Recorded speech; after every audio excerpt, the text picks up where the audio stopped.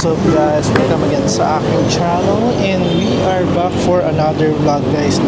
So ngayon nandito na tayo sa may Cubao and mag-a-attend na naman tayo ng isang concert guys. So kung kahapon ang inattendan natin is OPM artist na sina Miss Regine Velasquez at Vice Ganda, which is entitled Super Divas the concert. Ngayon naman pupuntahan natin ay isang K-pop group, girl group siya guys, balik global K-pop girl group na ang pangalan ay Eunice.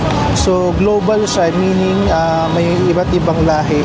Maliban sa Korean, merong mga Pinay, which is si Chili yung kilala kong isa, tsaka si ano nga ang pangalan sa Eliza ang pangalan na. I-correct na lang ako guys kung ano yung pangalan niya, no? Tapos yung mga iba is Japanese and meron ding iba pa, no? So hindi ko masyadong kabisado yung grupo, kaya ko sila papanoorin is para makilala din sila and syempre i-support natin yung sariling atin, di ba? Kasi merong mga Pinoy on the group, kaya na pagdesisyonan ko na panoorin yung concert nila. Syempre experience din na makapanood ng isang K-pop group, no? Ngayon nahanapin ko lang yung New Front Theater kasi yun yung pinaka-venue nila and right now it's 6 o'clock and magsisimula ng 7 PM yung kanilang concert.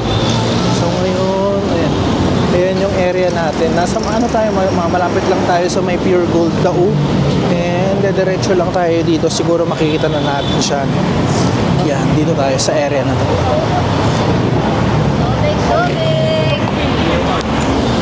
Yung pagkakaalam ko lang dun sa grupong Eunice guys, sila yung mga nanalo dun sa isang contest sa may Korea, which is Universe Ticket, no? Sila yung parang pinaka season 1, kaya nagkaroon ng season 2, which is boy group naman. Yun yung kilala ko guys, yung Ahok, because of JL. And masasabi ko na kahit paano napanood ko yung buong episode na yun and kilala naman yung ano na yun na Ahok, yung group nila sa Universe League. So ngayon, nandito tayo sa may gateway and dire-diretso lang tayo. Hanapin natin kung nasaan yung New Front Theater. Actually, ito na yung pangalawa ko sa may New Front Theater, pero hindi, medyo nalilito ako sa daan. Ayan. Ayan, ano ba ito? Mercury Drugstore. Itong ano na to din. Sa kanan lang tayo dito.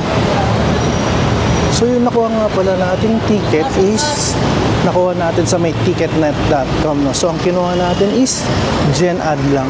Since kabisado ko yung New Front Theater, kahit na Gen Ad ka, kitang-kita mismo yung pinaka stage. Kumbaga kahit na nandun ka, sulit pa rin siya.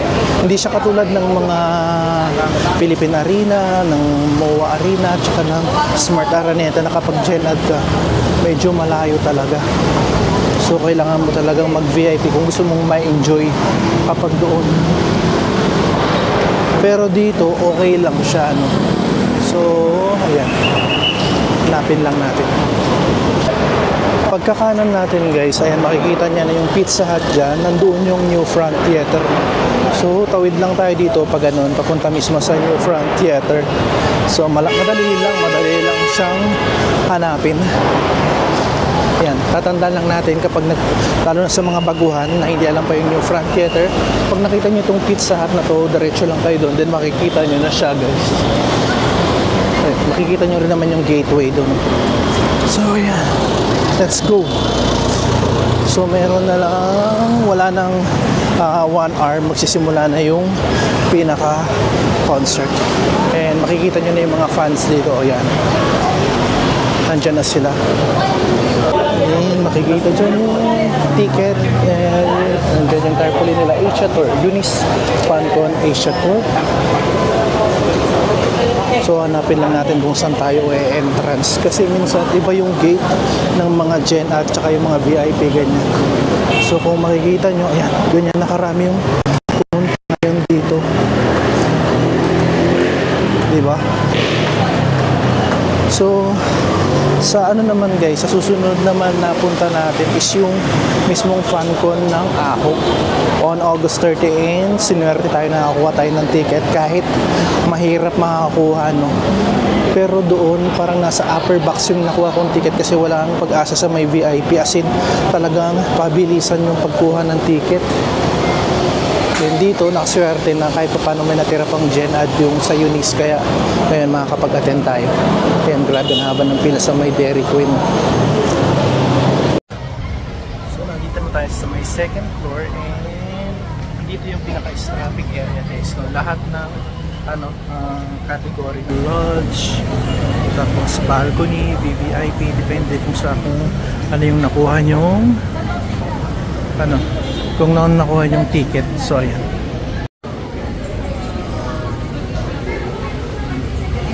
Thank you. Ayan, naklino natin yung strap natin guys. Eh, merong dito. Yan. Di ba may paganatin sila? Pang-card. Ayan, pupunta na tayo dun sa mismong pinaka-entrance guys for the lodge and balcony entrance ngayon. So papakita lang natin yung pinaka-QR code. Yan, nandun pa yung mga iba na nag-claim ng nila strap, tsaka yung mga ganito. Diba? Meron pang libreng ganito. Pasok na tayo guys. Let's go. Diba? Ang ganda nitong binigay nila. Yan, ito yung pinakaloob. So hanapin lang natin kung saang seat tayo, no? Wow. Yan na nga guys, nakapasok na tayo, no? So as of 6:33, ganito na yung lagay. Papakita ko sa inyo kung gaano karami yung tao. Halos occupied na yung mga upuan. And ito yung pinaka-balcony. Then doon palito yung pinakataas. So hindi natin makita yung mga nasa VIP. Pero ang dami ng tao, no? So meron na ng 20 minutes bago mag-umpisa. Napansin ko halos mga teenager yung mga fans nila, no? So kukunti lang yung nakikita natin na may edad katulad ko. Nakakatawa. Yung ipapakita ko sa inyo kung gaano kung ano yung dito kayo sa mismong kinalalagyan ko na sa right side siya sa may balcony guys. Halos pinakadulo, pangalawa sa pinakadulo. May ganyan siya guys. Kasi kitang kita pa rin siya. Malapit na malapit lang. Grabe, ang daming tao. Palagay ko sold out to kasi hindi pa naman as in nagsisimula. So may 20 minutes pa, marami pang mga nasa labas na nagkukuha ng strap nila or nagkiklaim ng strap nila tsaka yung free na photo card. Yan. Grabe. Ang dami. Palagay ko last minute na sold out ito. Kasi ganon din sila kalakas katulad ng ako. Malakas din sila dito sa Philippines. Buti na lang kasi di ba at least alam natin na yung mga Pinoy sinusuportahan nila kapag merong Pinoy dun sa grupo. Syempre di ba, sino pa ba ang susuport kundi kapwa mo Pinoy, di ba? Kung kaya natin suportahan yung hindi natin kalay, syempre dapat masuportahan natin yung kalahay natin mismo, di ba? So konting-konti na lang guys at magsisimula na yung FanCon. So mamaya na lang, mag-wait na lang tayo ng mga 15 minutes na lang guys. 10 minutes before mag-umpisa yung concert guys. So nagpapatugtog sila ng mga kanta ng Eunice. Then talagang sumasabay yung mga Pinoy na pakinggan nyo, no? O diba? Naririnig nyo ba sila? O, kabisado nila. Ayun na nga guys, mag-start na. Start na. Let's go.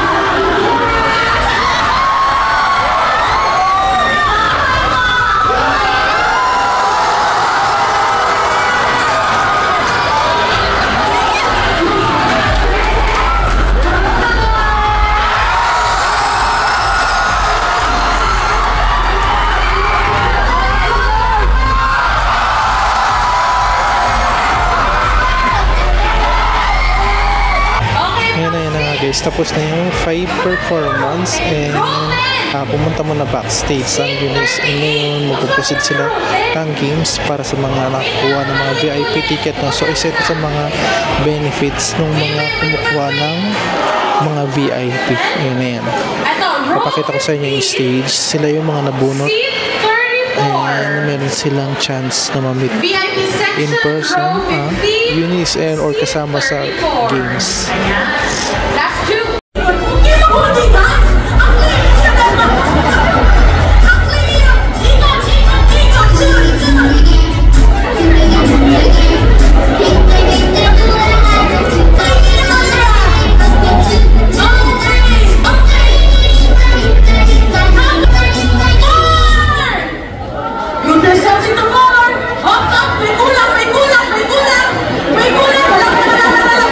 Hindi lang ako!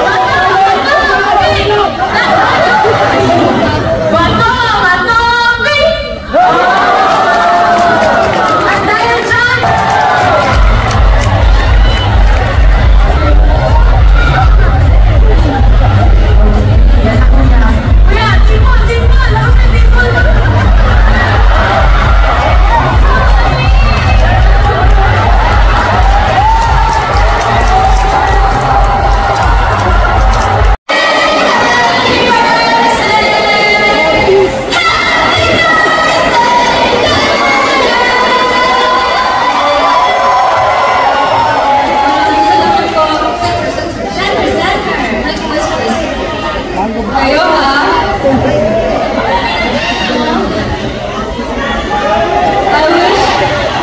I wish for a million more moments just like this one. I love you all so much.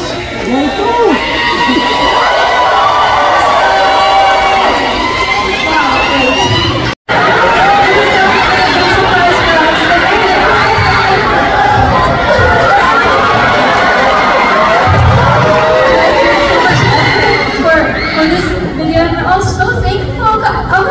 Oh my god.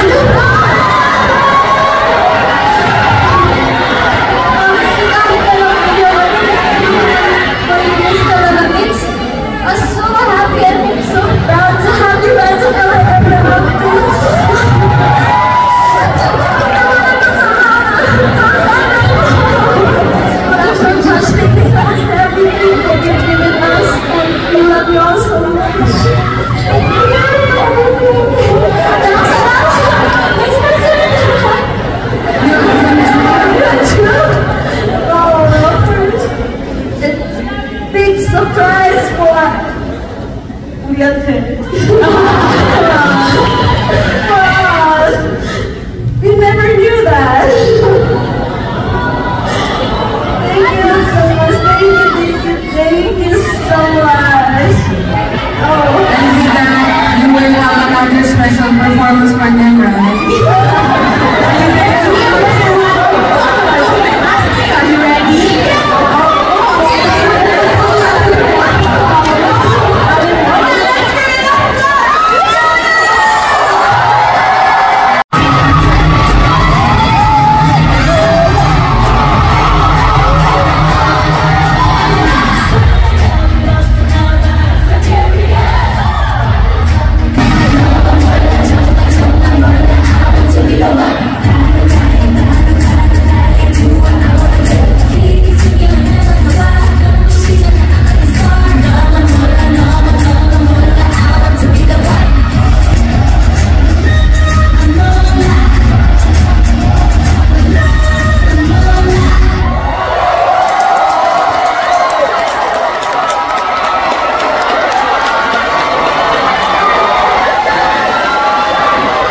Grabe ang wild ng support ng mga Pilipino sa di ba?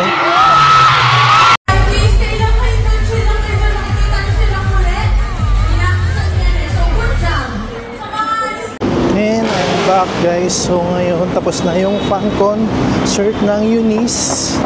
And yung mga natira na lang doon is yung mga VIP, VVIP para doon sa nila kumbaga included doon sa perks nila.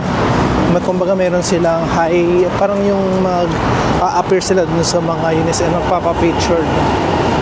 So tumakbo yung ng 2 hours guys, yung fan concert.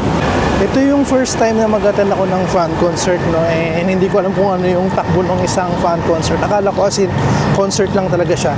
Meron din pala siyang pag-games na kasama yung mga nakaano ng VIP. And grabe, ang saya-saya lang nung na yun, yung event na yun. Talagang nag-enjoy lahat. Even kaming mga nasa guys, nasa balcony, masaya pa rin kahit na hindi kami VIP kasi nakita namin sila, and grabe. Hindi ako nagsisisi na bumili ako itong week na lang ko lang kasi siya binili yung ticket ko kasi nga meron akong mga concert na pupuntahan dyan. So parang pang-5 tong concert na ito na pupuntahan ko. So ito na yung pangatlo.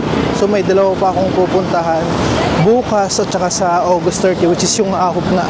And hindi ako nagsisisi na nag-avail ako kasi sobrang nag-enjoy talaga ako kahit na first time ko silang makita. First time kong marinig yung mga ibang kanta nila, na-surprise ako na ang ganda pala ng music nila. Tapos ang galing nila talaga mag-live performance. And ang gaganda rin nila at ang cute nila. Ang pinakamaganda pa doon, napakamagiliw nila sa mga fans nila na pumunta doon. Yung nakuha natin photocard is si Alicia guys, yung Pinay na kabilang sa Eunice, and ito naman is si Kotoko. Ayan. medyo nakilala na natin sila ng konti, no? Although ang kilala ko talaga si Jilly at saka si Delicia. Ngayon kasama na si Kotoko sa kilala ko. Tapos kung ako nagkamali, si Yuna, si Soyun. Tapos yung iba hindi ko na masyadong kabisado guys, kasi nga first time kong anuhin talaga sila. Kumbaga pumunta lang talaga ako dun kasi nga kumbaga kapamilya sila ng ako. So sabi ko, since may Pinay naman na kasama dun sa group na yun, and global talaga sila ng group, K-pop group. So nandun ako para i-support sila. Natutuwa ako na pumunta ako doon. Hindi ako nagkamali. Sobrang galing. Sobrang akong na-amaze. And naging fan ako instant. Grabe. Sobra lang talaga nilang magaling guys. Tapos yung mga fans nila, which is Ever After ang pangalan, grabe yung energy na pinakita talaga. Kung cheer sila talaga sa grupong yun is kaya naman yung energy. Kumbaga nalipat sa kanila yung saya ganyan. Tapos saktong birthday pa ni Chelly, 18th birthday niya, kaya naman masaya din yung pag-celebrate ng birthday. And right now, nakasakay na tayo ng bus and pabalik na tayo ulit sa Dao, Pampanga, di ba? Galing pa tayo ng Pampanga para lang pumunta sa fan concert ng Eunice niya. Ganyan tayo sumuport na sa mga hindi lang sa ating OPM, kundi rin sa mga K-pop na mayroong mga Pinoy na kabilang. So sunod naman is ako naman yung pupuntahan natin, which is kabilang si JL. And ayan, pauwi na tayo. At dahil dyan guys, dyan ko muna tapusin itong vlog na to. Sana nag-enjoy kayo dahil ako nag-enjoy ako sa fan ko na to. And hoping na magkaroon pa sila ng maraming fan ko. And palagay ko kapag meron tayo, pupunta tayo sa mga fan ko nila kasi talagang mag-enjoy ka. And that's it for today guys. See you again sa mga susunod kong vlog. Bye!